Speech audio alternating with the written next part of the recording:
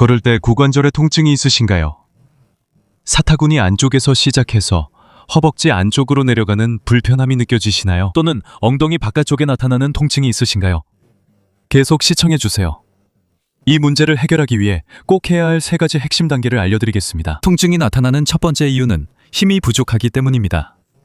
특히 엉덩이의 보조 근육이 약할 때 그렇습니다. 배둔근과 중둔근은 통증 없는 엉덩이를 위해 꼭 필요한 핵심 근육입니다.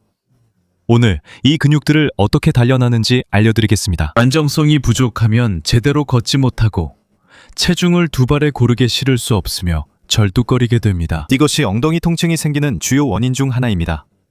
오늘은 운동을 통해 이 문제를 해결하는 방법을 알려드리겠습니다. 그리고 마지막으로 기계적인 스트레스가 너무 높다는 점입니다. 이것은 체중을 의미하며 체중은 엉덩이 통증의 발생에 매우 중요한 영향을 미칩니다. 이건 내 것이 아니라서 알려줄 수 없어. 이건 지식의 영역이야. 하지만 네가 섭취하는 칼로리를 줄이고 당연히 체중을 줄이기 위해 영양을 개선하는 것도 함께 실천해보길 추천해. 이 영상에서 내가 너에게 그 2가지 요소, 즉 근력과 안정성을 어떻게 훈련하는지 가르쳐줄게. 하지만 고관절 통증 재활에 대해 완전한 정보와 전체적인 시각을 얻고 싶다면 고관절 주간에 참여해보라고 권하고 싶어. 이 행사는 더 많은 시간을 들여 지식을 확장하고 내 불편함을 완화하는 방법을 알게 되는 시간이 될 거야. 네가 관절염이 있든 레브론 파열이 있든 트로칸테르염이 있든 심지어 고관절 인공관절을 했든 상관없어. 여기 위 오른쪽 상단에 카드 하나를 띄워둘게. 이 페이지에 접속할 수 있도록 여기 이메일을 남기고 자동으로 등록할 수 있어. 원하면 이 페이지도 좀 둘러봐. 우리가 매일매일 볼 모든 내용들이 있으니까. 1년에 한 번만 무료로 진행되는 특별한 이벤트야. 그러니까 꼭 들어와 보라고 추천해. 네 고관절 통증에 있어서 전환점이 될 수 있으니까. 이제 옆으로 가서 운동을 시작해볼게. 말했듯이 둔근은 고관절의 힘을 키우는 데 있어서 가장 중요한 근육 중 하나야. 이게 정상적인 다리라고 하면 둔근은 바로 뒤쪽, 우리가 앉는 부위에 위치해 있어. 하지만 우리는 대둔근만 말하는 게 아니라 고관절 옆쪽에 위치한 작은 근육인 중둔근도 함께 말하는 거야. 오늘은 내 관점에서 그 근육을 강화하는 최고의 운동을 알려줄 거야. 3가지 난이도로 준비했으니까 네 상황에 맞게 언제든지 조절할 수 있어. 첫 번째로는 작은 매트를 준비해서 등을 대고 누워. 다리를 쭉 뻗은 상태라면 훨씬 더 좋아. 이 운동의 목적은 둔근 근육에서 어느 정도의 수축을 만들고 근육 감각을 익히는 거야. 그래서 다리를 쭉 뻗은 상태에서 한 손은 한쪽 엉덩이 밑에, 다른 손은 반대쪽 엉덩이 밑에 두길 바래. 엉덩이 근육과 뇌 사이에 연결고리를 만들고 최대한으로 수축해봐. 마치 엉덩이 사이에 신용카드를 끼우고 절대 빠져나가지 않게 하거나 500유로 지폐를 끼우고 놓치지 않으려는 것처럼 해봐. 그 수축을 하나, 둘, 셋, 넷, 5까지 유지하고 이제 힘을 빼줘. 뭘 느끼게 될까? 좋아. 손으로 만져보면 그 근육이 수축하면서 서로 다치는 걸 느낄 수 있을 거야. 손의 촉감 덕분에 아주 쉽게 감지할 수 있고 또 한편으로는 카드가 빠져나가는 느낌도 알 수 있을 거야. 라위토를 프레스몬스터에서 분리해달라고 라이터에게 요청할까? 아니, 여기서는 이완하고 여기서는 수축하고 여기서는 이완해. 내가 빠르게 하면 보이니? 실제로 그 리드미컬한 움직임이 보여. 둔근이 수축하면서 그 근육을 아래로 밀고 골반이 치고를 위로 올리면서 상승해. 그래서 정말 쉽게 알아차릴 수 있어. 이 방법은 아주 간단하지만 나는 항상 이걸 연습하라고 추천해. 무엇보다도 이건 활동량이 적거나 오랜 시간 침대에 누워있는 사람들에게 매우 중요해. 이 손을 여기 아래에 둡니다. 엉덩이를 손 위에 잘 받치고 편안하게 놓은 다음 근육을 아주 세게 수축합니다. 하나, 둘, 셋, 넷, 5. 그리고 힘을 풉니다. 수축하는 동안 발끝이 바깥쪽으로 향하는 것은 정상입니다. 기본적으로 대둔근이 외회전 동작도 하기 때문입니다. 다시 한번. 하나, 둘, 셋, 넷, 5. 그리고 힘을 풉니다. 아주 좋아요. 2번 했고 이제 10번 같이 해봅시다. 수축. 하나, 둘, 셋, 넷, 5. 셋, 수축. 골반을 들어 올리고 엉덩이가 서로 모이고 최대 수축, 넷, 수축. 아주 좋아요. 이 근육 작동을 잘 이해할 수 있게 5번 더 해봅시다. 하나, 하나. 2원, 6. 아주 세게 수축해요. 마치 신용카드를 엉덩이 사이에 잘 끼운 것처럼요. 7. 3번만 더 남았어요. 오직 강하게 수축만 해요. 7. 8. 마지막 2번. 9. 마지막 반복이에요. 하나, 둘, 셋, 넷, 다섯, 그리고 10. 이 10번의 반복이 끝나면 엉덩이 근육에 약간 피로를 느낄 수 있습니다. 저는 엉덩이로 아주 복잡한 운동도 하지만 이렇게 감각을 깨우는 운동만으로도 이미 효과를 보고 있고 어느 정도 피로감도 느끼고 있습니다. 그건 제가 그 근육을 많이 단련해서 자극을 근육으로 보내고 필요할 때 수축시킬 수 있기 때문입니다. 이것이 바로 아주 간단한 1단계였고 사실상 거의 모든 사람이 할 수 있는 수준입니다. 이제 제가 할 일은 몸을 조금 아래로 미끄러뜨리고 다리와 발을 소파 위에 올려놓는 것입니다. 그래서 이 운동을 소파 근처에서 하고 있는 거예요. 지금 우리가 원하는 것은 우선 다리가 바깥쪽으로 떨어지게 도는 것입니다.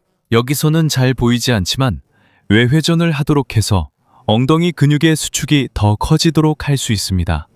두 번째로 엉덩이를 최대한 들어 올려 어깨와 발목 사이에 일직선을 만들고 세 번째로 엉덩이 근육을 최대한 수축시키고 싶습니다. 앞서 했던 운동에서처럼 수축의 질을 더 높여서 진행합니다. 하나, 둘, 셋, 넷, 다섯. 내리고 힘을 풀고 다시 시작합니다. 올리고 하나, 둘, 셋, 넷, 다섯. 내리고 다시 시작합니다. 여기서 우리는 여러 가지 난이도에 도전할 수 있습니다. 팔을 여기, 무게를 여기 둘 수도 있고 정말 많아요. 당신이 원하는 만큼 다양하게 할 수 있습니다. 이 운동은 당신의 가능성에 맞게 조정되어야 합니다. 이 모든 것은 고관절 주간 동안에도 진행할 예정입니다. 그래서 우리 각자가 자신의 수준에 맞는 난이도를 선택할 수 있도록 할 것입니다. 4개 했으니 6개 더 해봐요. 이 난이도에서 첫 단계는 발을 바깥으로 내딛고 두 번째는 골반을 들며 세 번째는 엉덩이 근육을 조이고 다섯 번째 단계입니다. 그리고 허리가 아프면 조금 덜 들어 올리세요.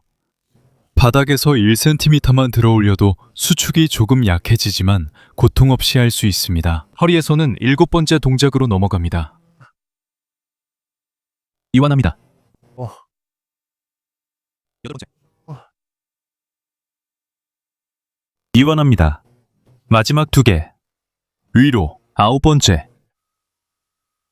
마지막 반복. 내렸다가 올립니다. 그리고 10번째.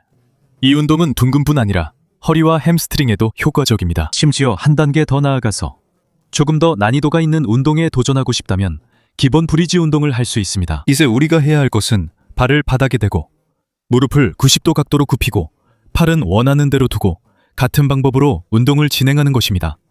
알겠죠? 이제 딱 2단계만 있습니다. 엉덩이를 최대한 들어 올려서 무릎과 어깨 사이에 일직선이 만들어질 때까지 올립니다. 그리고 여기 위에서 엉덩이 근육을 최대한 수축합니다. 겉으론 티 안 나도 열심히 하고 있어요. 500 유로 지폐, 나 카드가 떨어지지 않게 막는 거죠? 10번 반복해 봅시다. 위로 하나, 둘, 셋, 넷, 다섯. 둘, 터치. 아래로 갔다가 다시 위로. 둘, 셋, 넷, 다섯. 셋, 터치. 아래로 갔다가 다시 위로. 하나, 둘. 엉덩이 근육을 잘 수축시키세요. 셋, 이완하고 넷. 꼭 기억하세요. 가장 높은 지점에서 수축하는 거예요. 엉덩이 근육이 서로 잘 모여서 다섯. 저는 이미 집에서 엉덩이 운동을 좀 했어요. 사실 오늘 이 운동이 좀 힘든 이유가 근육통이 심해서 그래요. 근육에 나타나는 통증이죠. 운동 후에는 내려오고 터치하고 6번 했어요. 위에 4번 남았어요. 7번 아래에서 터치하고 위로 올라가서 3개 수축해요. 8번 이제 2번 남았고 아래 터치 후 위로 올라가세요. 9번 아래에서 터치해요. 마지막 반복입니다. 그리고 10번 와우 숨을 쉬어요. 그리고 힘을 빼세요. 보셨듯이 우리는 점점 강도를 높였어요. 처음엔 쉬운 운동, 두 번째는 더 어려운 운동, 세 번째는 훨씬 어려운 운동이었습니다. 이 운동도 무게 추가나 팔 위치 변경으로 더 어렵게 할 수 있습니다. 좋아요. 이 부분이 우리가 강화해야 할 근육입니다. 고관절에 통증이 있다면 이 운동이 사타구니나 바깥쪽 통증 예방에 도움이 될 거예요. 여기 옆으로 가서 운동을 볼게요.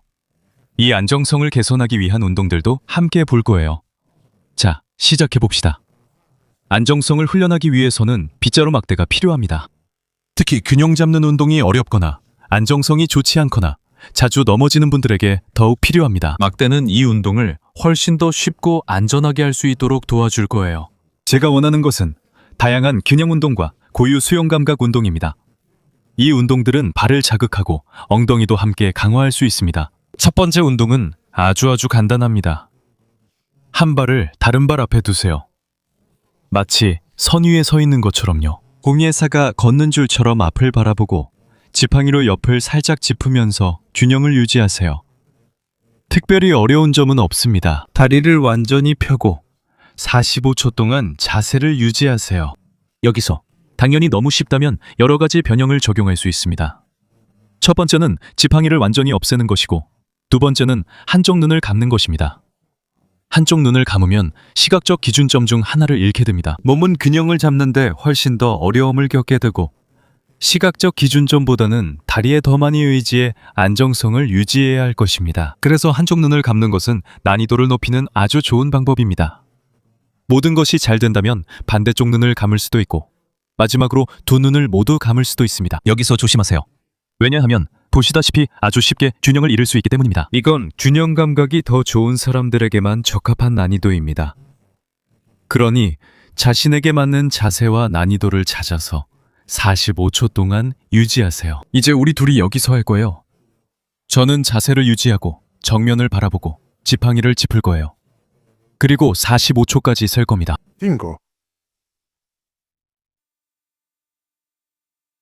한쪽 다리씩 30초씩 할게요. 너무 오래 하지 않으려고요. 10초 지났어요.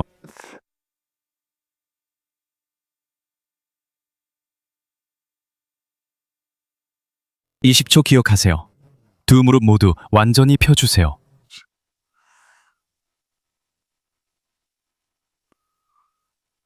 그리고 30초. 이제 다리의 지지 위치를 바꿔주세요. 한쪽은 뒤로, 다른 쪽은 앞으로 두고 같은 강도로 다시 운동을 계속합니다. 이 세트를 양쪽 다리로 마친 후에는 난이도를 높일 수 있는지 평가할 수 있을 거예요.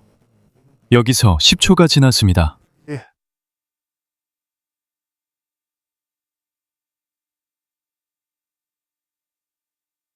(20초) 10,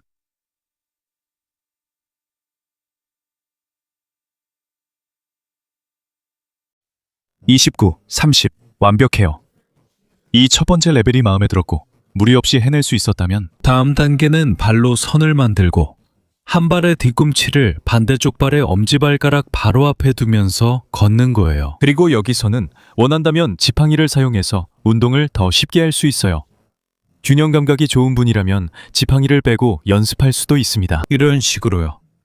10m, 20m 정도를 걸은 다음에 돌아서 다시 같은 동작을 반복합니다. 한 발을 다른 발 앞에 놓으면서요. 공예사처럼 걷는 동작이에요. 마치 줄 위를 걷는 것처럼요. 다리, 발목, 무릎, 그리고 엉덩이의 안정성을 시험하는데 아주 좋은 운동입니다. 이 운동은 당연히 우리가 올바르게 걷도록 만들어줍니다. 통증이 있을 때 우리는 절뚝거리거나 아픈 다리에 체중을 싣지 않으려고 하죠. 이렇게 하면 양쪽 다리에 균형 있게 체중을 싣고 최대한 대칭적으로 걸을 수 있게 됩니다. 하나 더 해볼까요? 발뒤꿈치를 엄지발가락 바로 앞에 놓습니다. 발뒤꿈치를 엄지발가락 앞에 두는 거죠. 그리고 앞서 봤던 어려움들도 추가할 수 있습니다. 한쪽 눈을 감고 다른 쪽 눈도 감고 두 눈을 모두 감습니다. 우리 몸에 도전하고 우리 능력에 맞는 운동 수준을 찾기 위해서입니다. 이게 잘 된다면, 그리고 줄타기 걷기가 당신의 강점이라면 교차 걷기를 하면서 조금 더 어렵게 만들 수도 있습니다. 여기서 주의하세요. 이 단계는 매우 어렵습니다. 한쪽 발을 앞으로 내딛고 반대쪽 발을 교차시켜서 두 발의 바깥쪽이 거의 맞닿게 합니다. 거의 맞닿게. 거의 맞닿게. 이 동작은 균형을 크게 도전하게 하고 하체 전체의 안정성을 아주 강하게 단련시킵니다. 넘어지기 쉬우니 조심하세요. 그리고 다시.